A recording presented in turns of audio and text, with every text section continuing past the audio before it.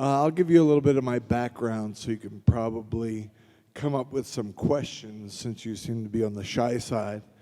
I started out in Philadelphia, Pennsylvania, and unfortunately, the home of our last place Phillies.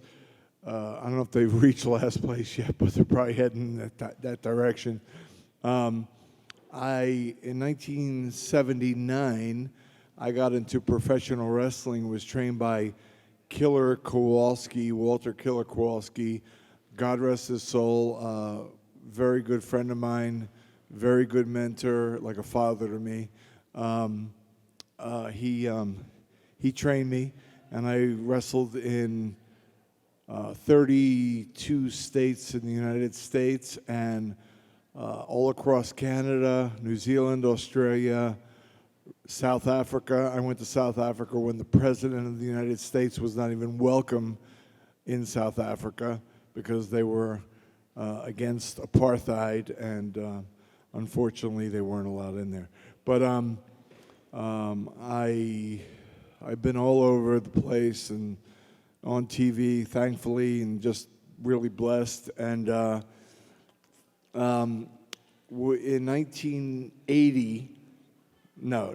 1981 roughly, I had a big crush on Stephanie Powers, who was at that time on Heart to Heart, the show with Robert Wagner. And we were wrestling. Our wrestling circuit was Wednesday night in Sacramento, Wednesday night Sacramento, Thursday night in Stockton, Friday night in Fresno, and Saturday night in Bakersfield. And we used to go to other towns during the week. He'd throw in some towns. But at one time, an agent came up from Hollywood and said, a couple of you guys could be actors because you're big guys. You know how to move your body. You know how to do action. And we could really use you guys in films. So the other guys were kind of skeptical, and we stayed overnight in Bakersfield 1 week and went down to Hollywood the next day. And he took us out to lunch somewhere in Beverly Hills or whatever. And at that time, a Rolls-Royce Silver Shadow, I remember it like it was yesterday, pulled up the curbside and outstepped Stephanie Powers. And I was like, is that Stephanie Powers? And the manager said, oh yeah, you always see those people around here. And I thought to myself, wow, I'll really enjoy this business. So I pursued it. But instead of hiring him as my manager, he gave us a list of Screen Actors Guild agents. I went down the list and found, since I'm a Jew, found all the Jewish names. Am I allowed to say that, or is that politically correct? All right. So I found Jewish agents and called them up and said, hey, I'm a Jew and I'm from Philadelphia, blah, blah, blah. And they said, a lot of them just said, well, call us back when you get something. And one guy, Alan Goldstein, I worked my way down to the G's, and he said, I like you. You have moxie. I'm gonna give you an agent that'll handle you. And for the longest time, I would get on a bus in Sacramento, where my girlfriend lived, and come down on the bus, 10-hour ride from Sacramento to Hollywood, or I would try to use the car if I could, because the car was for 4 guys and I didn't want to leave them without the car. And Stockton was about an hour less than that, where I was living at the time. And take that 10-hour trip and audition. I remember my first audition was for Dallas, believe it or not. And I walked in there and they said, okay, you're a ranch hand and you're JR's ranch hand and you're doing bad things for him and blah, blah, blah, and do your part like that. Well, I just blah, blah, blah, blah, blah, did it. They said, well, do it with now you're a little scared, blah, blah, blah, blah, blah. And everything I did was exactly the same. And they said, oh, wow, you did really great. And that's the moment that I knew Hollywood was full of you know what. So I left there and I told my agent, I said, I sucked. And she goes, oh, you did okay. It's your first time. And then little by little, I started getting more involved in it. And things happen, and you do more and more and more. And I still remember the first things that I did because I don't ever want to go back to that point. The rest is history, and I'm very proud and pleased the way it turned out because God knows it could have turned out another way. And that's my story. I became a sheriff's deputy in Los Angeles County in 2002. I was a deputy and did some pretty hairy stuff. And as a hobby, I go to children's hospitals visiting sick cancer kids and oncology wards. My sister passed away in 1998 from lung cancer, and I do it in her honor, and that's about it. So now I rely on you people to ask me some questions. Which movies have you been in, sir? I've been in, wish I had a cheat sheet. Weren't you in the Oceans? That George dude from out? I was in Oceans 11, 12, and 13, and yeah, I hit George Clooney, but only after he told me he was a Democrat. And when he told me he was backing Obama, I wanted to hit him again. But it wasn't in the script. Huh? Believe me, I had to hold myself back. Were you in a sci-fi movie or something with that guy at the big show? Oh, yeah. I've been in Star Trek Enterprise and Star Trek Voyager. I played Hirogen in Star Trek Voyager. And I was in an episode with Paul White, a.k.a. Big Show. And we discussed the wrestling business because we both knew that had we been in the business and the territory at the same time, we would have been working with each other. You know, every promoter loves to have the Battle of the Giants or some kind of other screwy headliner that he can promote the show on. So, you know, we had a good time working together, and real nice guy, very respectful, and that's about it. Next. Yes.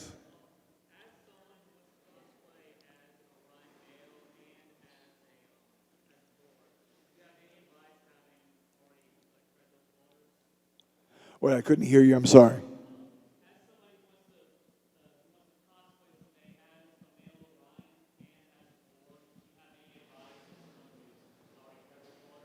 You're exactly right. I was actually the very first male Orion. Before that, they were all females. If you remember the original Captain Kirk Star Trek, the Orion women had green hair. All I had was a green face, which they kept spray painting on me every day. And I had so much spray paint in my ears, it took me like 3 weeks of Q-tips to get all the green paint out of my ears finally. But when they're paying you, they don't care what they do to your body.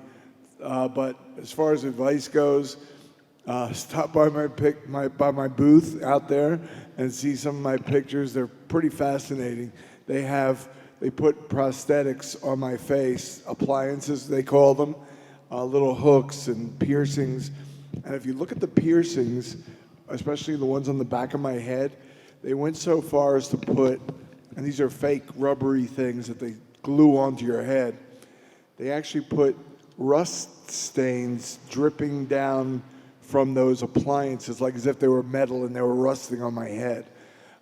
They go to a great extent, a great amount of money, but you know what? When you're getting paid and you go into overtime like right away for sitting there and having them paste you up and do whatever they want to do. You're already ready to go into overtime when you start working, actually. So you don't say anything about that. And as I said before, I am a Jew, so you got to take the you got to take the money when you can get it. My bar mitzvah money ran out a long time ago. Next. Yes.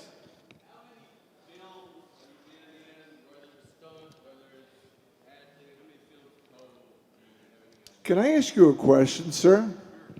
Are you related to Dwight Yoakam? Supposedly a cousin, got free tickets back in when Guitars Cadillacs was huge to go hang out, but I want Johnny Cash's guitar. I've got no money. I'm not him. But you have wealth in character. I'm better looking than he is, though. Dwight Yoakam's not that good looking. And plus your legacy, which is much better than the legacy Mr. Obama has left us with, and that is Finn Jr. sitting right to your left. No doubt. And Jancy, this is my wife, beautiful wife. JC, thanks for answering my email about Philadelphia. What was your question again, Finn? I'm sorry. How many movies have you been in? Whether stunts, whatever. Do you have any idea? Last time I checked, it was over 100 films. Basically, when I first started, you talk to these Hollywood pansies, and they're all like, oh, I hope I get a line in this film because I did this and I did that and I did that. And I go, dude, I worked for 5 years in the business before I had a line. They'd say to me, stand over by the door, and when the guy comes through the door, the lead in the show, you're going to look at him and growl at him. I'm like, all right. But, you're getting paid, and you're like, okay. But the deal with me was I could hit somebody and not hit them because I was trained in wrestling. So they started hiring me to do a fight scene here and there, and grab this guy, but don't choke him and don't hurt him. And I could do that, and they wouldn't even feel me. Half the time they would just stand there like this, and I go, well, you gotta have to act like I'm choking you because I know I'm not, but it's supposed to look like that in the scene. And they say, oh, geez, I couldn't even feel you. Well, so, and after I told them, they stiffen up and squirm and whatever else they were going to do. So that helped me a lot because when people hear professional wrestling, they go, oh, that's all fake. And then they say, well, we'll use you in the scene because you know what you're doing. There's a lot of guys in Hollywood that, A, can't handle dialogue, B, cannot handle the action, or one of each, or they can, but even, I have a good friend named Gene LaBelle who told me in the beginning, he said, you should go after more stunt roles. And I said, well, I'm not a stunt man. He said, half the guys in the business can't do the things that you do. I said, like what? He says, pulling a punch, pulling a kick, grabbing somebody around the throat, and they don't even feel your hand, et cetera, et cetera, et cetera. And when it comes down to Hollywood, they're trying to save a dime, and they're trying not to hurt the main star. I work with Steven Seagal. Would I like to have hit him? Sure. But if you hit number one on the call sheet, you're not going to come back the next day. So you have to make sure that everything is real smooth and easy because that's the way people like him like it. And you have to get along with everybody. Yes, sir.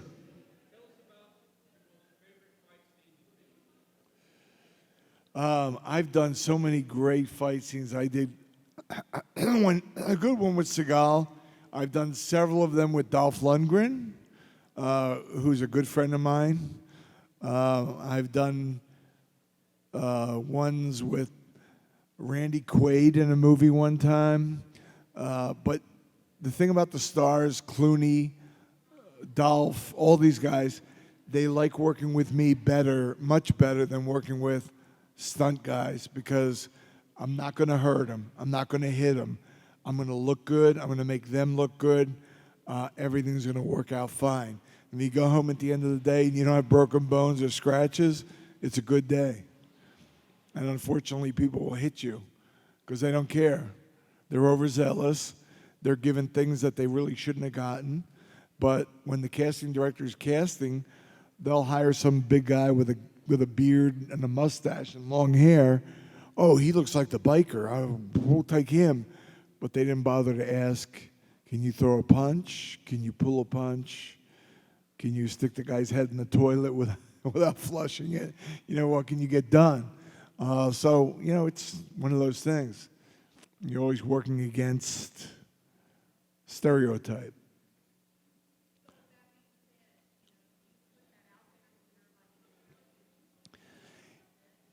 People look at your qualifications, and if they can't figure it out from that, I mean, I did fight scenes with The Rock in Scorpion King. When they can't, if you're used over and over again, that means you didn't hit anybody and get fired because nobody will use you again. The word will be out that you were just, full of piss and vinegar, and you're going to hit somebody and hurt them, and you're going to be, that's it. But as big as I am, that's how soft I am. I can pull those punches. I did a scene with Mark Taylor, who always plays a wimpy part. We were in this film called Meet Wally Sparks with Rodney Dangerfield. I played a wrestler. I picked Mark up by his throat and had him in the air. And when we talked about it, Mark said, okay, can you pick me up? I said, sure. How would you like it? And he told me, well, can you do that thing that I see on wrestling sometimes where they pick you up by your throat? I said, sure, I can do that. So he said, okay, let's check it out. So I put my hands around his throat, and I said, can you feel that? He said, no. I said, now put your hands on my wrists and hold on tight. You're in control of this whole maneuver. You're in control. The tighter you grip my wrists, and then I'm going to help you get up. And he said, are you sure? I said, well, let's try it. So I put my hands on his throat and lifted him up in the air, and he's up hanging by his throat up in the air, and he's laughing. And I go, what's so funny? And he goes, this is so great, I can't even feel a thing. And I said, well, that's cool, I like that. And then periodically during the day when we were shooting this scene, we'd be just at craft services, eating or whatever, and Mark would say, hey, Scott, come here. And we go off stage for a minute or on the side. He goes, pick me up. And he loved it. He fell in love with that. And then we just did it, and it was perfect. So knock on wood, if that is wood. And that's about it. Just a little. Yes.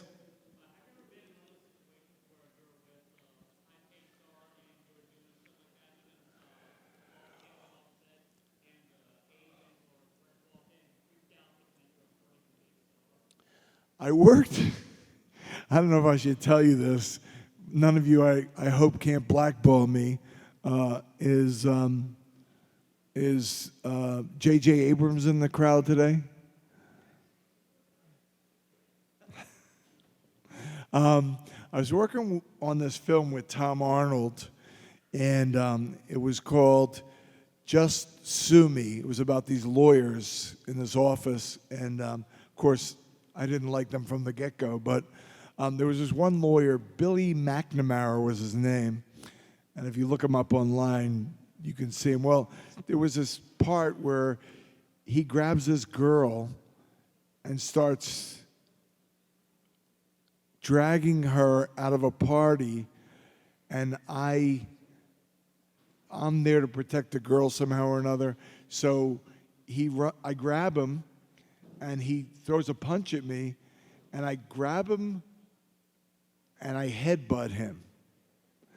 And we were doing the rehearsal and me and the girl and Billy and another guy, and Billy went like this to the director, and went off stage and was talking on his cell phone, and just real disrespectful. And we're just trying to go through it, and of course I can't do anything because I have to headbutt Billy. So Billy comes back, and the director says, "Okay, are you ready? We'll go for rehearsal." No rehearsal, no rehearsal. And he was really letting the director have it. So I go, you know what? I'm gonna give this guy a taste of real attitude. So we line up. We're doing the scene, and I told the director, I said, "Watch this." And he grabs the girl. He's rushing. I stop him. He punches me. I grab him by the hair, and I drove my head right into his head. And he squealed, excuse me, like a little bee. I would say the whole word, but there might be children hiding out in the dark shadows. But he squealed and cried. And the director told me later, "Thank you, that was great." He's like, he comes up to me and he goes, "You hurt me on that." And I go, "It's not all fun and games, is it, tough guy?" And he didn't care for me much after that. But I got a good point across. When you're doing something, stick with it. Don't be walking off stage and taking phone calls. So that was it. Next question. I can't see some of you hiding in the shadows. That makes it easier. Yes.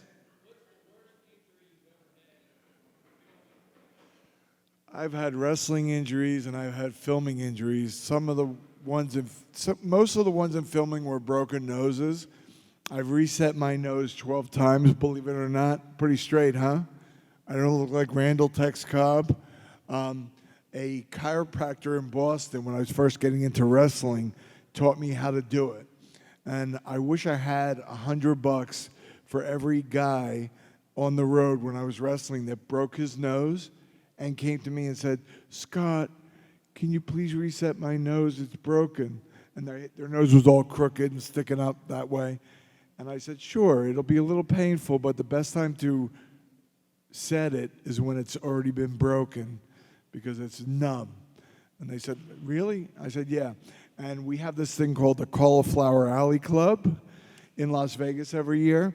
And I can't tell you how many guys have come up to me through the years and said, "Scott," and they look older to me, and I go, "Yeah," and they go, "What do you think?" And I go, "Perfect work," because I reset a lot of noses, including my own, and it entails laying on your back and putting a towel on your nose and pulling it from side to side and snapping it back into place. It's like Lego blocks, except a little more complicated. Huh? Yes, exactly. But you know what? Just you learn, to all the kids out there hiding in the shadows, if you keep your mouth shut and listen to the teacher, you will learn something. All right. Yes. Did Walter ever put you in any kind of like sugar moves or stretch you at all? Yeah, we got a. Oh man, my trainer Killer Kowalski was 6'6", 262. So every night when we had wrestling class, at the end of the class, he would step into the ring, and in his Polish gravelly voice would say, "Scott, are you ready?" And I'd say, "Oh God." But now I'm in wrestling school.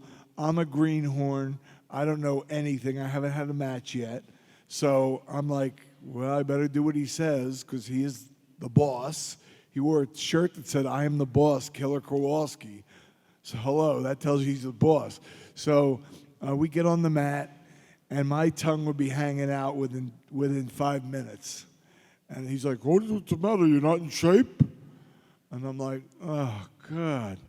So I called my friend in California, Gene LaBelle, and I said to him, "Gene, Kowalski is really breaking my ass." and I need to know how to beat him. Gene, in his own formidable way, said to me, "How much does Walter weigh?" I said, 262.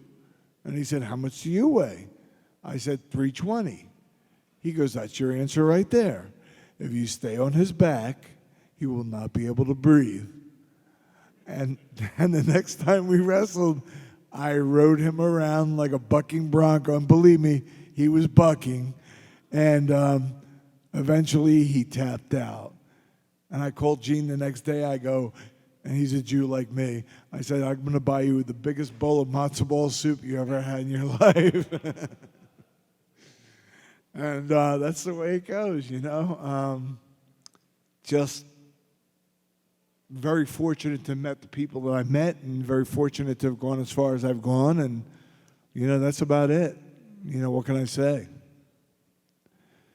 Had I stayed in Philadelphia and not gone to wrestling school, I probably would be in jail in Philadelphia. But I got out of the city. I turned 18. Listen up, you kids. I turned 18 and took my key off the ring, threw it under the front doormat, and got the hell out of Dodge. And never went back. So that's the way you should do it. More questions? Yes, sir. Yes, Judo Gene LaBelle. Very good. You hear that, Finn? There are people that are very familiar with Gene LaBelle. Have you studied up on Gene LaBelle like I told you? You could turn your head. No, I know what you're thinking. Yeah, Gene is such a good guy. Every time I'm on the road, anywhere, if I go into a Chinese shop, oh, am I allowed to say Chinese? If I go into a Chinese shop and see like a Bruce Lee statue, Gene trained with Bruce Lee. When Bruce Lee first went to Hollywood, he was lightning quick, and he wasn't real theatrical about his punches and kicks. The Green Hornet was coming to be, and they said to Gene, "Can you work with Bruce Lee a little bit?" And Gene's like, "Who's Bruce Lee?" And they go, "Oh, he's a martial artist, and he's really good." And so they said, "We don't want." It was going to be like a Batman series. We were going to have older guest villains, so they didn't want to be hit, especially now by Bruce Lee. So they said, "Gene, can you work with him?" So Gene walked up to Bruce Lee and said, "Hey." Bruce Lee's like, "What you want?" So Gene says, "Well, I'm supposed to train you." He says, "You don't train me. I'm Bruce Lee." So Gene said, "Well, you know, the producers want me to work with you." He said, "Oh, you don't teach me nothing. No, nobody teach me nothing." So Gene says, "All right," and just puts his hand on Bruce Lee's shoulder. And like, if Gene gets close to you or touches you, you're done for. We worked out on the mat a couple of times. He's like an octopus. You feel his hand on your ankle. You reach down for your ankle. His hand's on the back of your neck. You move your hand to the back of your neck. His hand's on your ribs. You can't. It's like hell. So puts his hand on Bruce Lee's neck, and Bruce Lee just stands there because he's Mr. Tough Guy. And before long, Gene has him wrapped up and picks him up in the air, walks him to the side of the stage, sets him down, and Bruce Lee looks at Gene, and he says, "Okay, you teach now." And the rest is history. Gene was present when Brandon, Bruce Lee's son, passed on the set, and told me how emotionally sick he got because he knew the family. But, you know, I mean, you're talking to history when you're talking Gene LaBelle. He just a fabulous, fabulous man. I'm glad you know about him. Very, very legendary. So anytime I'm on the road, if I see any kind of Oriental knives or Bruce Lee statues or anything like that, I always buy it for him. And he has all of it prominently displayed in his house. I go, "You're a moron." He goes, "Why is that?" I go, Because every time I buy you something, it's hung up on the wall in your house. What if you ran out of wall space? I'll put it somewhere else. So, but I can't thank him enough for being a friend to not do it. So if I see something, I don't care how much it costs. I got him a great statue of Bruce Lee in a high kick with his foot straight out. And I was like, I got to have that. And the shopkeeper said, don't you want to know how much it is? I said, I really don't care how much it is. So he could have gouged me on the price, but they had the price stuck on Bruce Lee's foot that was down on the ground. So I read it later. I knew he didn't gouge me. Otherwise, I would have went back and with my baseball bat and taken care of the rest of the ceramic stuff he had in the shop. Questions, folks? Come on. Gentleman in the back.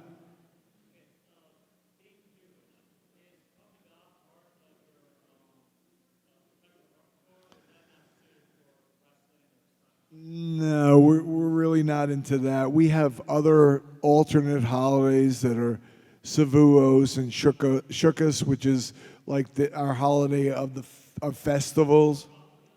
Huh? Oh no. Yes, Krav Maga. Oh, I'm sorry. Sounded like you said Ramadan. No Muslims allowed. If you're in here, get out. And that includes you, Denzel Miracle. I didn't even have to see his face. I could just tell by his silhouette who it was. Yes, Krav Maga is really used in Israel. I trained with some Krav Maga guys, Mike Smith, when I went to the Sheriff's Academy in L.A.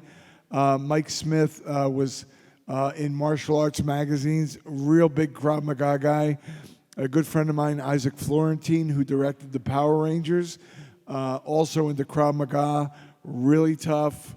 A lot of Israelis that you meet, if they blab to you that they know a lot, they probably don't know a lot. If they touch you in a particular way and you get uneasy about it, you probably should be. But yeah, Krav Maga, Gene LaBelle, he's into judo, which is a slight variation, but he's taught me a lot of choke out maneuvers and things of that nature that you wouldn't ordinarily learn or use. Like when I was training with Mike Smith's like, what do you know? And I said, what do you mean? Well, I could tell the way you're moving around that you know something. I said, something about what?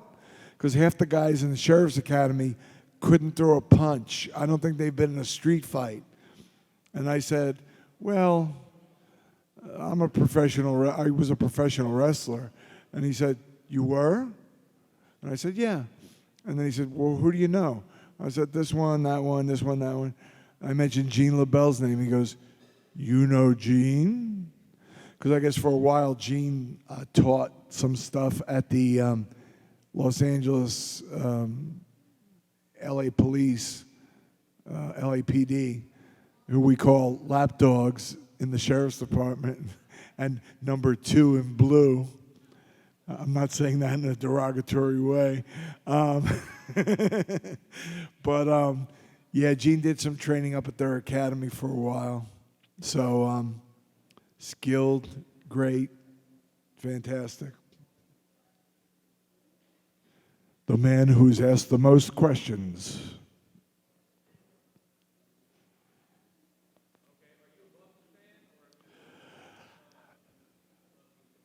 I did three episodes of Buffy, 5 episodes of Angel, 1 episode of Charmed.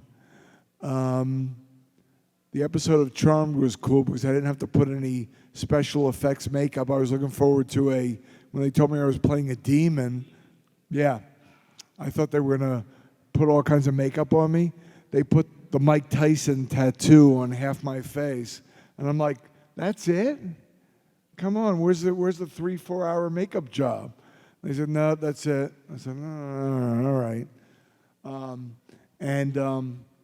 So it was great because I was part of the family. You know, I come to the set, hey, Scott, welcome back. How you been? How's everything going? How's this? How's that? And, Want to wrestle? Hey, come on. And it was like a family thing. I remember one night on the set, Sarah Michelle Gellar, who tended to be a little high-strung, I'm putting that nicely. None of the crew liked her. None of the people liked her. And I was playing biker vamp in that episode, and she stakes me, and I disintegrate into dust. And Sarah Michelle comes up. She walks up, and the whole set is real tense because when she's around, people are like, I better not say anything. I better not look at her, and that sort of thing. And she comes up to me, and we're right in the middle of a parking lot in the middle of downtown L.A., and she comes up to me holding the steak, and she's like, well, Schwartzy, you ready to die? And I look at her without missing a beat, and I said, it's a clear case of the world's smallest Jew killing the world's biggest Jew. And everybody on the set was laughing their ass off, and Sarah Michelle laughed, which makes it easier on them because she's distracted, so it was pretty cool, Some good times.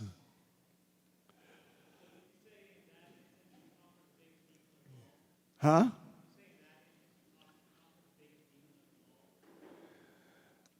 I don't know. These people don't tend to get along with a lot of people. I was just fortunate to have said things at the right time or done things at the right time where people appreciated it, and the rest is history. So I'm just very, like I said, I'm very lucky.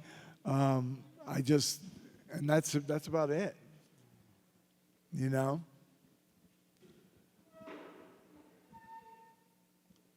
Yeah. My hardest job is getting my voice, I'm a giant man, to be as deep as your voice. Okay, repeat the question, I'm sorry. Hold it. I'm going to ask you to repeat that question one more time, but I'm going to tell you guys one thing right now. The reincarnation of Sha-na-na. Okay, go ahead, one more time, sorry.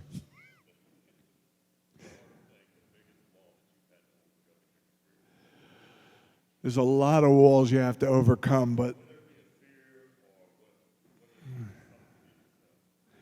the best way I've heard it described in my lifetime is some people just keep running headfirst into the wall, and some people run headfirst into the wall and say, wow, it's a wall, and walk away because it's a wall.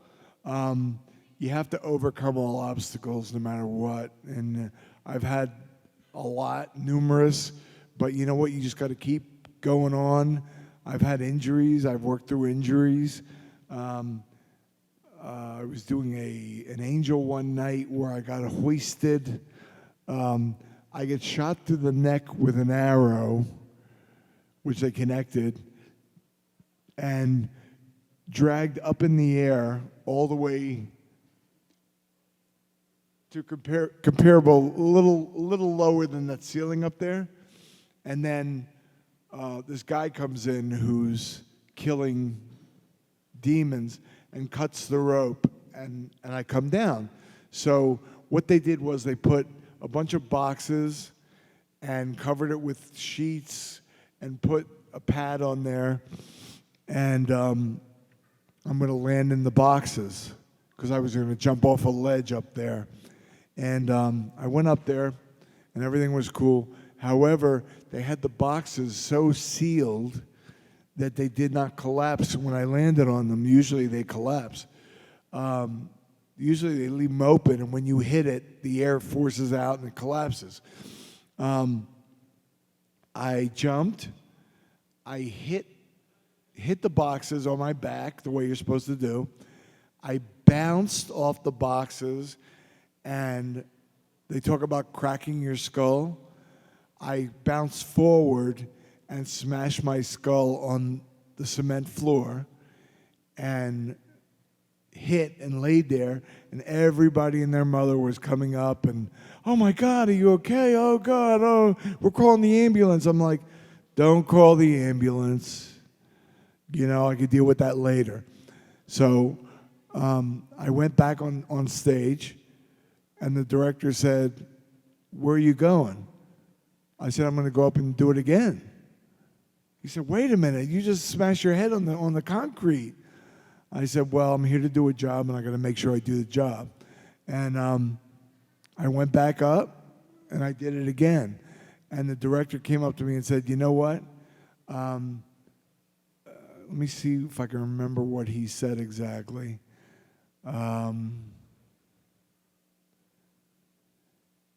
Something along the lines of, you can break someone's heart, or you broke your head, but you can never break your heart.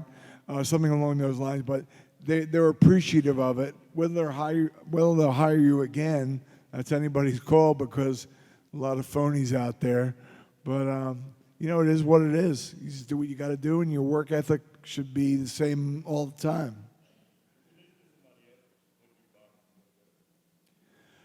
What was that? One more time? Yeah, they realized their mistake, and they took the tape off the boxes. And I was a little leery about jumping. I'm like, what am I going to do this time? Crack my chin? You know, like in the airplane when they tell you, there's a flotation device in case we make a soft water landing. There ain't no thing as a soft water landing. If you go into the ocean, you're going into the ocean. So, you know, it is what it is. Guys, my time is running thin, but the next guest has not arrived, and the show's promoter is not here anymore. So literally, I can do whatever I want. Yes, ma'am. Or sir, your hand was behind her head. And you're kind of feminine anyway. You know what we used to call you back in the 70s?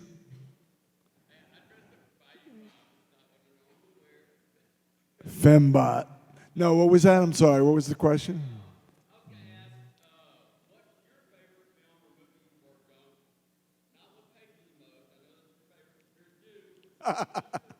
You anti-Semitic bastard.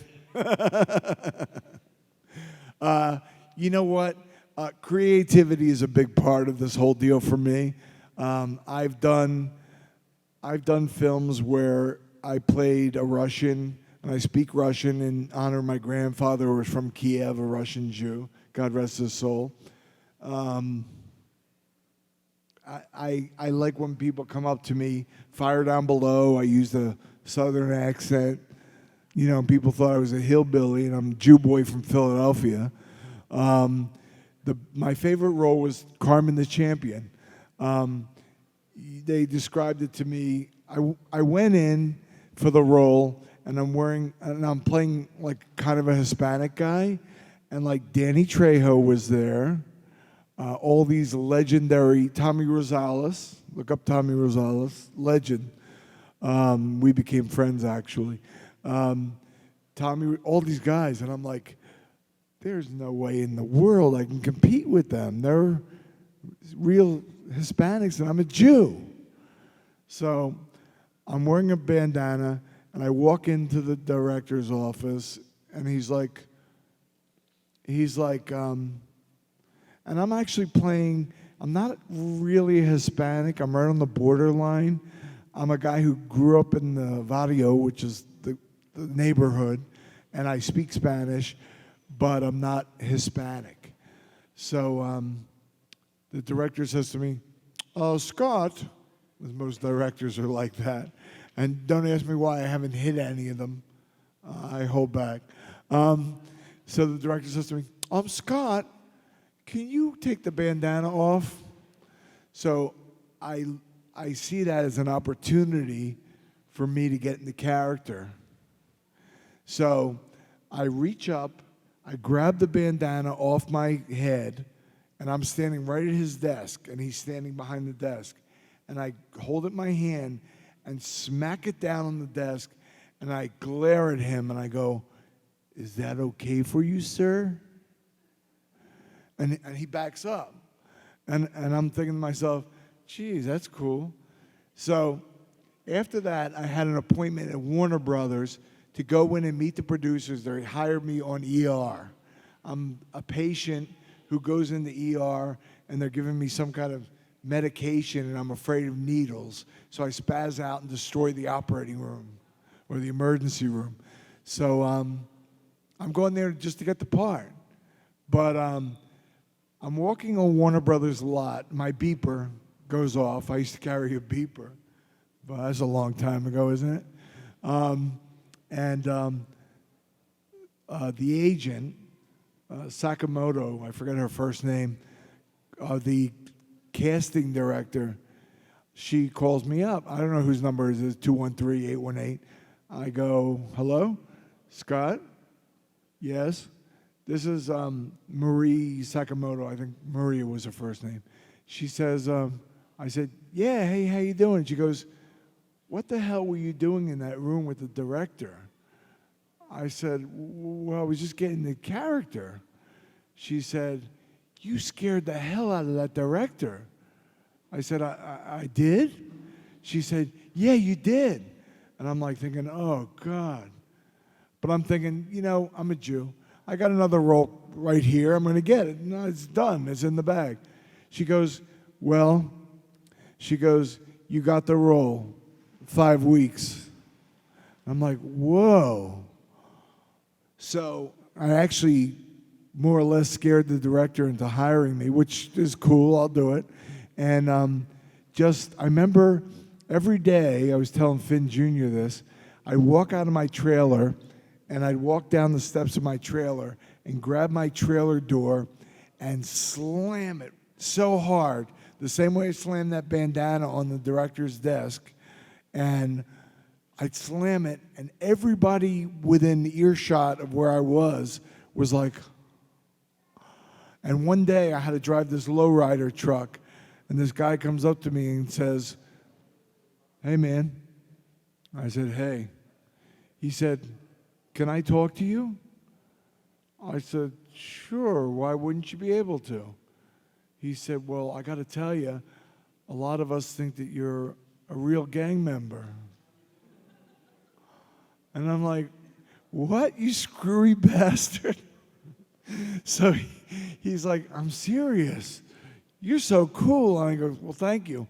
And then I was telling Finn Jr., this girl that was in that movie, she was a security guard. I saw her on the street in L.A. I was going to an audition, and she's like, Scott. And I stopped, and she goes, my father came to the premiere of whatever that, Carmen the Champion. I think it was altered to the Champion after a little while.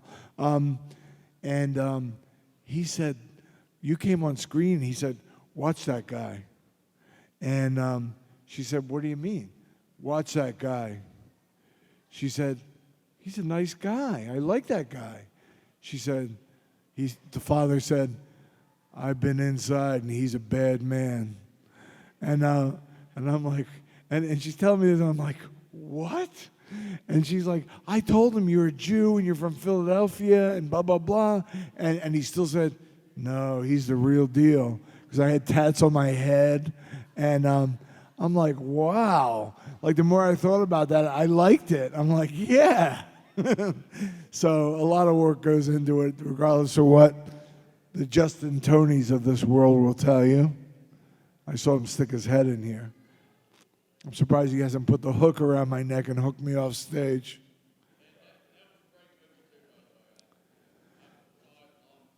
It has, you know, the best scene that was going to be in it, they cut out of the movie. After my car erupts in flames, Carmen comes down to my truck and saves my life, which is a deeper Christian message. And I'm not a Christian, but I can imagine. And Carmen comes into the burning truck and drags me to safety, which is great. It's a great ending. And I practiced how he was going to get out of the truck and how he was going to be hobbling and bleeding and dislocated arms, and studied and studied back and forth. And they said, "Oh, the scene's cut." So we just went over the edge and it blew up and we were gone. All in a day's work.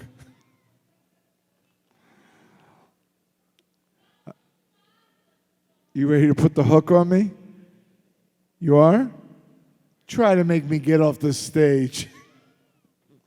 All right. Thank you very much, folks. I really appreciate it. I hope you had a good time.